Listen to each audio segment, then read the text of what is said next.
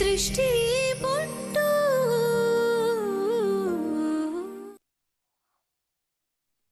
ಏನೋ ಹೇಳ್ತಿದ್ಯಾ?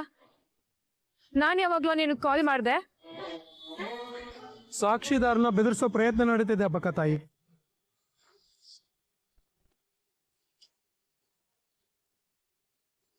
ಶರಾವತಿ, ಸಾಕ್ಷಿದಾರ್ ಮಾತಾಡ್ಬೇಕಾದ್ರೆ ನೀ ಮಧ್ಯ ಮಾತಾಡ್ಬೇಡ.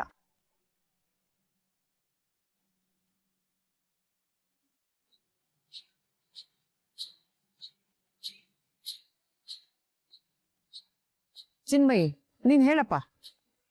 ಅವತ್ತು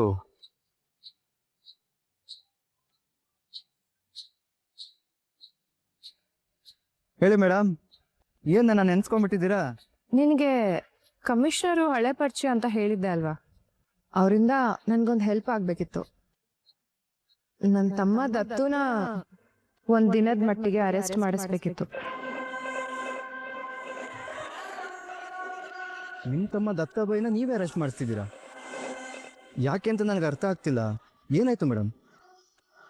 ಕಾರಣ ಏನು ಅಂತೆಲ್ಲ ಕೇಳಬೇಡ, ಅದಕ್ಕೂ ನಿನಗೂ ಸಂಬಂಧ ಇಲ್ಲ.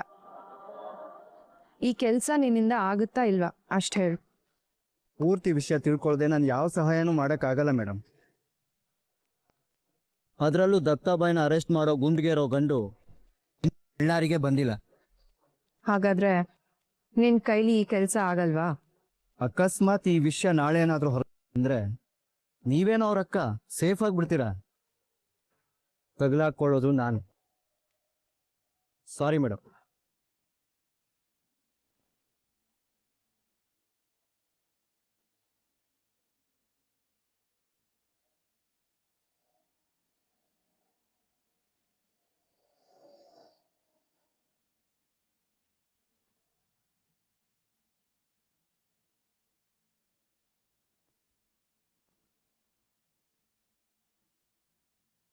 ಅವ್ರು ಕಾಲ್ ಕಟ್ ಮಾಡಿದ್ಮೇಲೆ ನನಗನ್ನಿಸ್ತು ನನ್ನಿಂದ ಆಗಲ್ಲ ಅಂತ ಗೊತ್ತಾದ್ಮೇಲೆ ಅವ್ರು ಬೇರೆ ಯಾರನ್ನೋ ಹಿಡಿದು ಕೆಲಸ ಮಾಡಿಸ್ಕೋತಾರೆ ಅಂತ.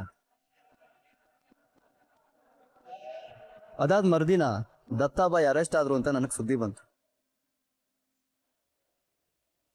ಖಂಡಿತವಾಗಿಯೂ ಶರಾವತಿ ಅವರೇ ದತ್ತಾಬಾಯಿನ ಅರೆಸ್ಟ್ ಮಾಡಿಸಿರ್ತಾರೆ.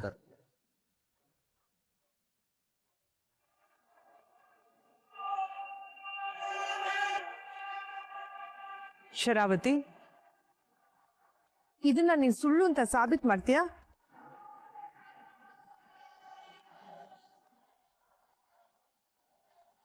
ಸಾಬೀತ್ ಮಾಡೋದು ಏನಿದೆ? ದೃಷ್ಟಿ ಇವನು ಇಬ್ರು ಸೇರ್ಕೊಂಡು ನನ್ನ ಮೇಲೆ ಸುಳ್ಳು ಆರೋಪ ಮಾಡ್ತಿದ್ದಾರೆ.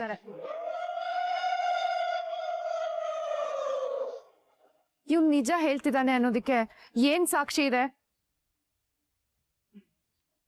ಬಾಯಿ ಮಾತಿನ ಹೇಳ್ಕೆನ ಸಾಕ್ಷಿ ಅನ್ಬೋದ ತಾಯಿ?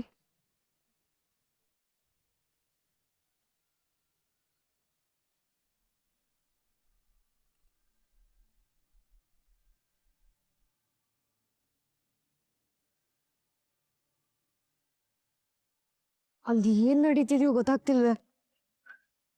ಹೋಗ್ ನೋಡೋಣ ಅಂದ್ರೆ ಶರಾವತಿ ಅಮ್ಮವರು ನಮ್ಗ್ ಬರ್ಬೇಡಿ ಅಂತ ಹೇಳಿದ್ದಾರೆ. ಅಕ್ಕ ಅದ್ ಏನ್ ಕಷ್ಟದಲ್ಲಿದ್ದಾಳೋ ಏನೋ.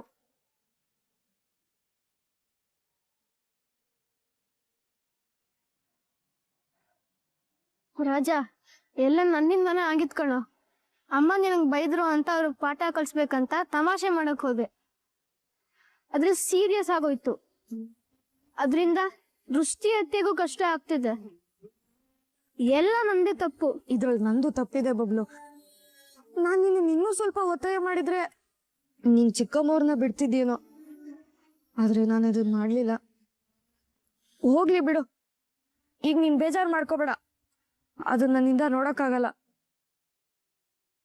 ಹೌದು, ನನಗ್ ನಿನ್ನೆಯಿಂದ ಒಂದ್ ಪ್ರಶ್ನೆ ಕಾಡ್ತಿದೆ.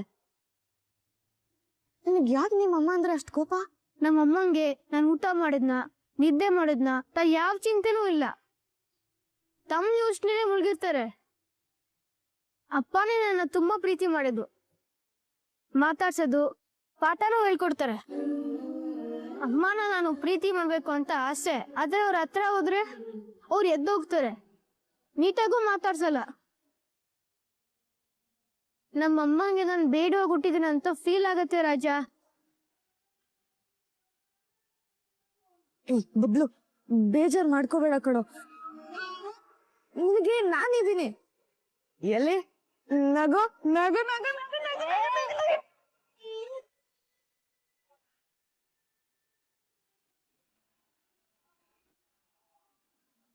ಬಾಯಿ ಮಾತಿನ ಹೇಳ್ಕೆನ ಸಾಕ್ಷಿ ಅನ್ಬೋದ ಹಬ್ಬಕ್ಕ ತಾಯಿ? ನೀವು ನನ್ನ ಜೊತೆ ಮಾತಾಡಿದ ಕಾಲ್ ರೆಕಾರ್ಡ್ ಈ ಫೋನಲ್ಲಿ ಇದೆ ಶರಾವತಿ ಅವರೇ.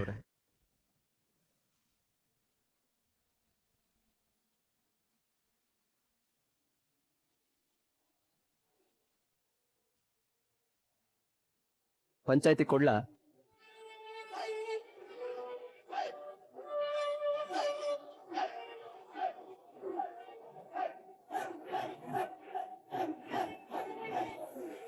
ಓ ಬಲೆ ಕಿಲಾಡಿ ನನ್ನ ಮಗ ಇವನು, ಎಲ್ಲ ಇಟ್ಟಿದ್ದಾನೆ.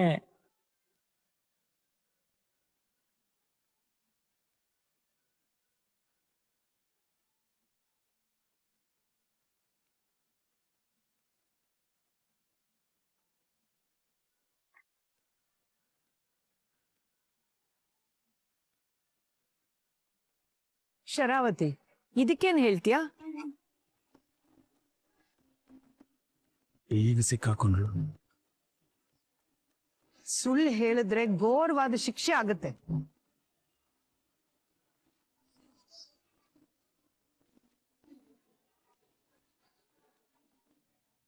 ಸತ್ಯನ ಒಪ್ಕೊಂಡ್ಬಿಡು.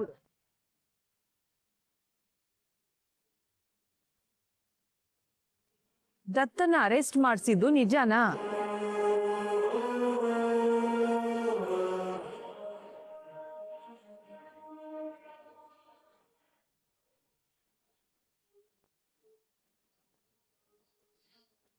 ಹೌದಮ್ಮ, ಚಿನ್ಮಯ್ ಹೇಳ್ತಿರೋದು ನಿಜ. ದತ್ತುನ ಅರೆಸ್ಟ್ ಮಾಡಿಸಿದ್ದು ನಾನೇ.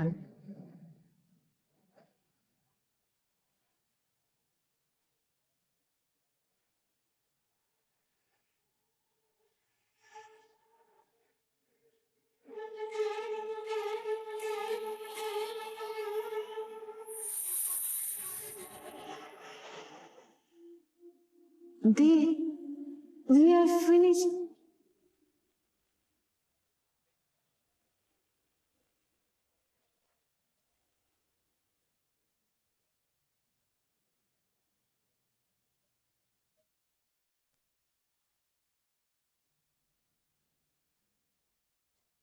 ಶರಾವತಿ, ಪಂಚಾಯಿತಿ ಅಂದ್ರೆ ಹುಡುಗಾಟ ಅಂತ ತಿಳ್ಕೊಂಡಿದ್ಯಾ ನೀನು?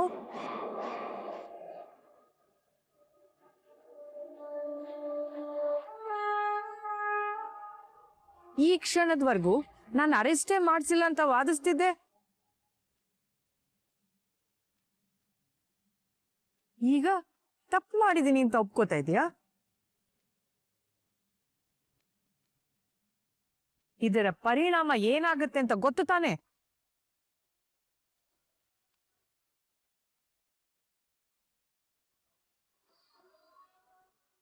ಗೊತ್ತಮ್ಮ, ನನ್ ದತ್ತುನ ಅರೆಸ್ಟ್ ಮಾಡಿಸಿದ್ ನಿಜ.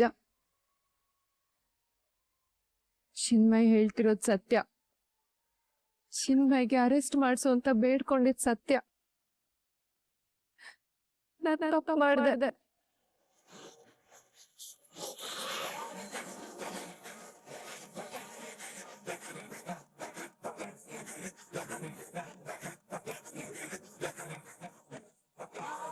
ನೀನ್ ಮಾಡಿದ್ದು ತಪ್ಪಲ್ಲ, ನಂಬಿಕೆ ದ್ರೋಹ, ಮಹಾ ಅಪರಾಧ ಶರಾವತಿ.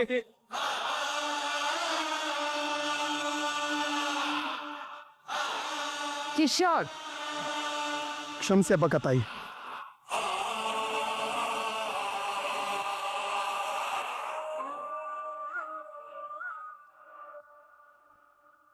ಶರಾವತಿ, ಯಾವ್ದನ್ನು ಮುಚ್ಚಿಡ್ಬೇಡ, ಪ್ರತಿಯೊಂದನ್ನು ಹೇಳು.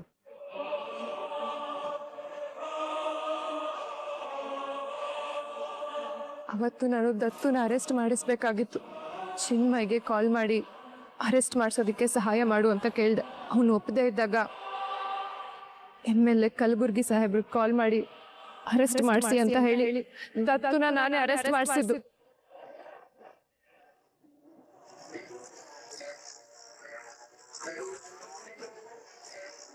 ನನ್ನನ್ನು ಕ್ಷಮಿಸಿ ಕ್ಷಮಿಸಿ.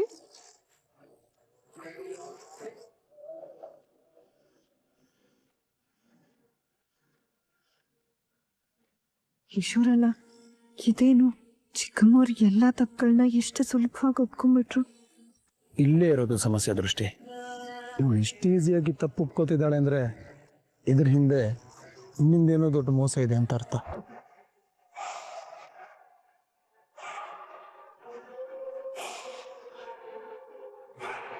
ಶರಾವತಿ, ಮಾತನ್ನ ಪೂರ್ಣ ಮಾಡು. ಹೇಳ್ತೀನಮ್ಮ, ಹೇಳ್ತೀನಿ.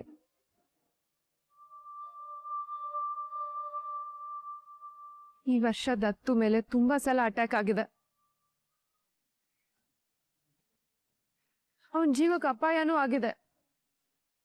ದೃಷ್ಟಿನೇ ಅವನನ್ನ ಸೇವ್ ಮಾಡಿದಾಳೆ.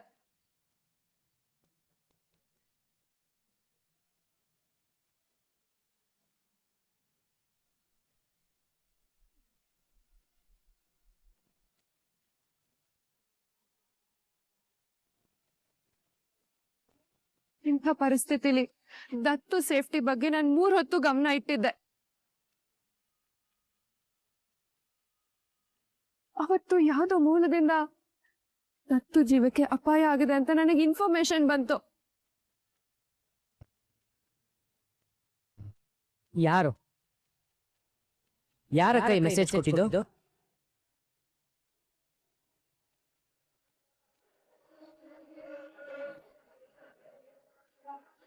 ಅದನ್ನ ನಾನು ಹೇಳೋಕ್ಕಾಗಲ್ಲ ಸೈಲೆಂಟ್. ಅದು ಕಾನ್ಫಿಡೆನ್ಷಿಯಲ್. ನನಗೆ ಯಾರ ಮೇಲೂ ನಂಬಿಕೆ ಇಲ್ಲ.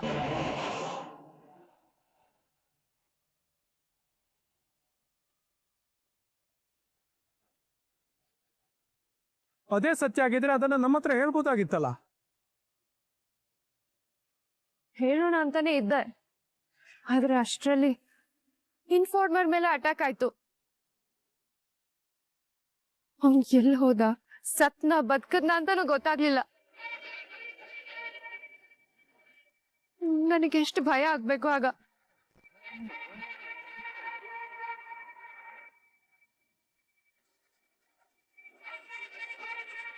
ದತ್ತು ಮನೇಲಿದ್ರು ಆಚೆ ಇದ್ರು ಎಲ್ಲಿದ್ರು ಅವನಿಗೆ ಅಪಾಯ ಆಗುತ್ತೆ ಅಂತ ನನಗ್ ಗೊತ್ತಾಯ್ತು.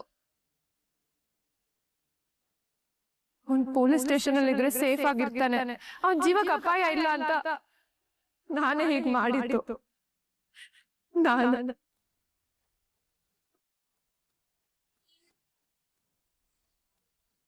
ನಿಜ ಹೇಳ್ತಿದ್ಯಾ ತಾನೇ ನೀನು? ಹೌದಮ್ಮ, ಹೌದು. ನಾನು ಈ ವಿಷಯನ ಮನೇಲಿ ಯಾರಿಗಾದ್ರೂ ಹೇಳಿದ್ರೆ ಎಲ್ಲರೂ ಪ್ಯಾನಿಕ್ ಆಗ್ತಾರೆ. ಅವನ ಮೇಲೆ ಅಟ್ಯಾಕ್ ಆಗೋದನ್ನ ತಪ್ಸೋದಕ್ ಆಗಲ್ಲ ಅಂತ ನನಗ್ ಗೊತ್ತಿತ್ತು.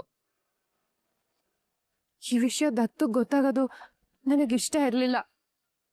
ಏನ್ ಮಾಡೋದು ಅಂತ ಗೊತ್ತಾಗ್ದೆ ಯೋಚನೆ ಮಾಡಿದಾಗ ದತ್ತು ಜೈಲು ಕಳ್ಸಿದ್ರೆ ಸೇಫ್ ಆಗಿರ್ತಾನೆ ಅನ್ನೋ ಯೋಚನೆ ನಂದಾಗಿತ್ತು. ಅವನ್ ಜೀವ ಉಳ್ಸೋದಕ್ಕೋಸ್ಕರ ನಾನು ಹೀಗ್ ಮಾಡಿದ್ದಮ್ಮ. ಅವ್ನ್ ಪ್ರಾಣ ಉಳ್ಸಿದ ನನ್ ತಪ್ಪಾಗಿದ್ರೆ ನನಗೆ ಎಂತ ಶಿಕ್ಷೆ ಬೇಕಾದ್ರೂ ಕೊಡಿ, ನಾನು ಅನುಭವಿಸ್ತೀನಿ. ಆದ್ರೆ ನಿಮ್ಮೆಲ್ಲರಿಗೂ ಒಂದು ವಿಷಯ ನಾನು ಸ್ಪಷ್ಟ ಮಾಡ್ತೀನಿ.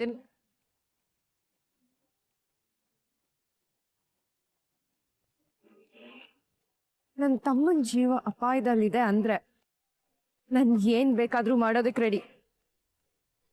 ನನ್ ಜೀವ ಬೇಕಾದ್ರೂ ಕೊಡ್ತೀನಿ.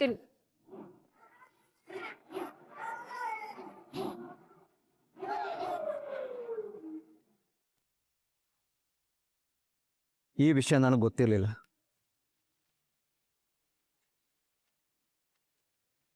ನನಗೆ ಗೊತ್ತಿದ್ದಿದ್ರೆ ಅವತ್ತೇ ಶರಾವತಿ ಅವ್ರಿಗೆ ಹೆಲ್ಪ್ ಮಾಡ್ತಿತ್ತು.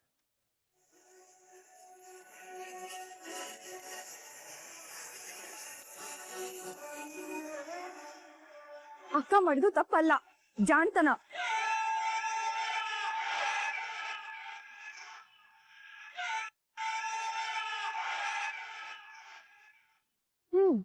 ವಿಷಯ ಹೀಗಿದೆ ಅಂತ ನಮ್ಗೆ ಯಾರಿಗೂ ಗೊತ್ತೇ ಇರ್ಲಿಲ್ಲ. ಅಕ್ಕ ಅವತ್ತು ತುಂಬಾ ಸ್ಟ್ರೆಸ್ ಅಲ್ಲಿ ಇದ್ಲು.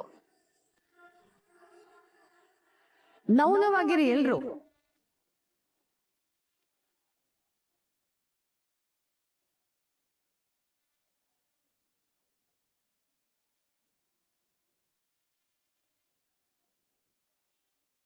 ಶರಾವತಿ ಅರೆಸ್ಟ್ ಮಾಡಿಸಿದ್ದು ಅವಳ ತಪ್ಪೊಪ್ಪಿಗೆಯಿಂದ ಸಾಬೀತಾಗಿದೆ. ಆದ್ರೆ ಅರೆಸ್ಟ್ ಮಾಡಿಸಿರೋ ಹಿಂದಿನ ಉದ್ದೇಶ ದತ್ತನ ಪ್ರಾಣ ಕಾಪಾಡಕ್ಕೆ. ಹಾಗಾಗಿ ಶರಾವತಿಗೆ ಈ ಕೇಸಲ್ಲಿ ಯಾವ ಶಿಕ್ಷೆನೂ ವಿಧಿಸ್ತಾ ಇಲ್ಲ.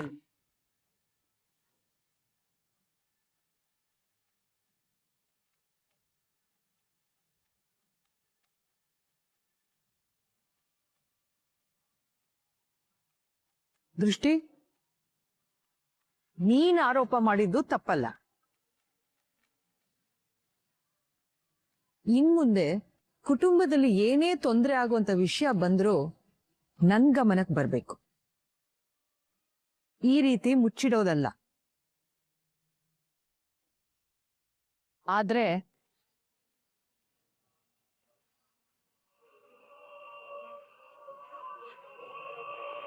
ಶರಾವತಿಗೆ ಎಚ್ಚರಿಕೆ ಕೊಡ್ತಾ ಇದ್ದೀನಿ.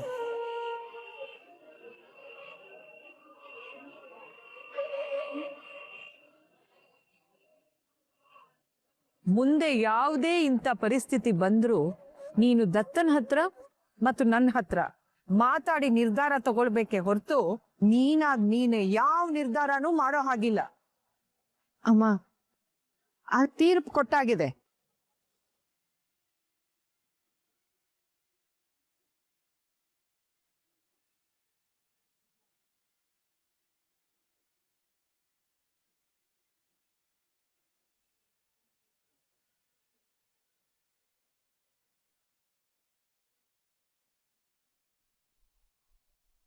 ಚಿನ್ಮಯ್ಯನ ನಿಂತ್ಕೊಳ್ಳಿ. ಏನು ಥ್ಯಾಂಕ್ಸ್ ಹೇಳಕ್ ಹೌದು, ಇವತ್ತು ನೀವು ನನಗೆ ದೊಡ್ಡ ಸಹಾಯ ಮಾಡಿದಿರಿ. ನಮ್ಮ ಪರಿಚಯ ಅಷ್ಟು ಚೆನ್ನಾಗಿಲ್ಲ. ನನ್ನ ಅಭಿಪ್ರಾಯದಲ್ಲಿ ನೀವು ಯಾವತ್ತೂ ಒಳ್ಳೆಯವರು ಅಂತಾನೂ ಅನ್ಸಿರ್ಲಿಲ್ಲ. ಆದರೂ ನೀವು ನನಗೆ ಸಹಾಯ ಮಾಡಿದ್ರಿ. ನಿಮ್ಗೆ ಹೇಗೆ ಧನ್ಯವಾದ ಹೇಳಬೇಕು ನನಗೆ ಅರ್ಥ ಆಗ್ತಿಲ್ಲ.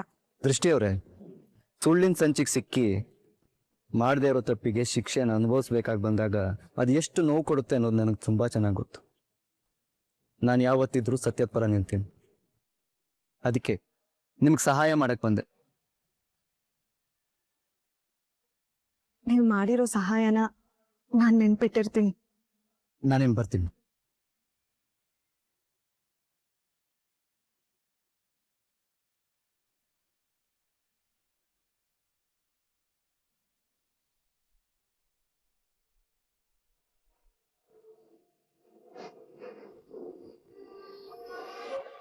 ಇಳಿಯೋ ಕೆಳಗೆ. ಇಳಿ ಅಂದೆ.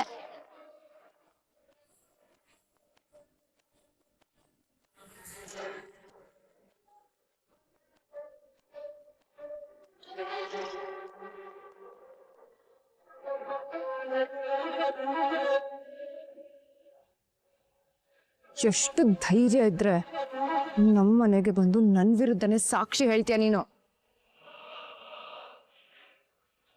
ಧೈರ್ಯ ಇದ್ದಿದ್ದಕ್ಕೆ ಅಲ್ವಾ ಮೇಡಮ್ ಅಪಾಯದಲ್ಲಿ ನಿಮ್ಮನ್ನ ಎಷ್ಟೋ ಬಾರಿ ನಾನೇ ಕಾಪಾಡಿದ್ದು. ಹಾಗಾದ್ರೆ ನೀನ್ ನನ್ ಪರ ತಾನೆ? ನನ್ ಬೆನ್ನಿಗೆ ಚೂರಿ ಹಾಕೋ ಕೆಲಸ ಯಾಕೆ ಮಾಡ್ದೆ? ಮೊದಲು ಚೂರಿ ಹಾಕಿ ನೀವೇ ಅಲ್ವಾ ಮೇಡಮ್, ಅದಕ್ಕೆ ತಿರುಗಿಸಿ ಕೊಟ್ಟೆ ಅಷ್ಟೇ. ಏನು? ನಾನ್ ನಿನ್ ಬೆನ್ನಿಗೆ ಚೂರಿ ಹಾಕದ್ನ? ಏನೋ ಮಾತಾಡ್ತಿದ್ಯಾ ನೀನು? ಮೇಡಮ್, ನಾನು ನೇತ್ರನ ಇಷ್ಟಪಡ್ತಿದ್ದೀನಿ ಅಂತ ನಿಮ್ಗೆ ಗೊತ್ತಿತ್ತಲ್ವ. ನಾನು ನೇತ್ರ ಒಂದಾಗೋದಕ್ಕೆ ಸಹಾಯ ಮಾಡ್ತೀನಿ ಅಂತ ಕೂಡ ನೀವು ಹೇಳಿದ್ರಲ್ವ. ಅದನ್ನ ನೀವು ಮರ್ತಿರ್ಬೋದು, ಆದರೆ ನಾನು ಮರ್ತಿಲ್ಲ. ನೇತ್ರ ನನ್ನಿಂದ ದೂರ ಆಗ್ತಿದ್ರು, ನೀವು ಅವಳನ್ನ ಯಾಕೆ ತಡೀಲಿಲ್ಲ? ಬಜರಂಗಿ ನೇತ್ರ ಲವ್ ಮಾಡ್ತಿದ್ದಾರೆ ಅಂತ ಗೊತ್ತಿದ್ರು ನೀವು ಅದನ್ನ ಯಾಕೆ ಮುರಿಲಿಲ್ಲ? ಕೊನೆ ಪಕ್ಷ ವಿಷಯ ಹೀಗಿದೆ ಅಂತನಾದ್ರೂ ಹೇಳ್ಬೋದಿತ್ತಲ್ವ, ಅದನ್ನ ಯಾಕೆ ಮಾಡಿಲ್ಲ? ಚಿನ್ಮಯ್ ನೋಡು, ಆ ವಿಷಯ ನಾನು ಮಾತಾಡ್ತೀನಿ ಮೇಡಮ್. ನಾನು ನಿಮ್ಮ ಸ್ಲೇವ್ ಅಲ್ಲ, ಕ್ರೈಮ್ ಪಾರ್ಟ್ನರ್. ಕೆಲಸದವನಾಗಿದ್ದರೆ ಕಾಲಲ್ಲಿ ಒದ್ದು ಕೆಲಸ ಮಾಡಿಸ್ಕೋಬೇಕು. ಪಾರ್ಟ್ನರ್ ಜೊತೆಗೆ ಕೈ ಕುಲ್ಕಿ ಕೆಲಸ ತಗೋಬೇಕು. ನೇತ್ರನ ಮೇಲೆ ಸಿಟ್ಟನ್ನ ನಾನು ನಿಮ್ಮ ಮೇಲೆ ತೀರಿಸ್ಕೊಂಡಿದ್ದೀನಿ. ಈಗಲೂ ಕಾಲ ಮಿಂಚಿಲ್ಲ ಮೇಡಮ್. ನೇತ್ರ ನನಗೆ ಸಿಕ್ಕರೆ ಇವಾಗಲೂ ನಿಮ್ಮ ಪರನೇ ಇರ್ತೀನಿ. ನೇತ್ರ ನನ್ನವಳು ಆಗೋ ಹಾಗೆ ನೋಡ್ಕೊಳ್ಳಿ.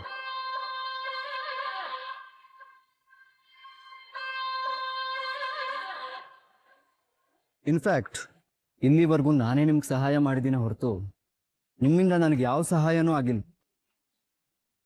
ನಿಮ್ಮ ಅವಶ್ಯಕತೆ ನನಗಿರೋದಕ್ಕಿಂತ ಜಾಸ್ತಿ ನನ್ನ ಅವಶ್ಯಕತೆ ನಿಮ್ಗಿದೆ. ನನ್ನನ್ನು ಕಳ್ಕೊಂಡ್ರೆ ನಿಮಗೆ ಲಾಸ್, ನನಗಲ್ಲ.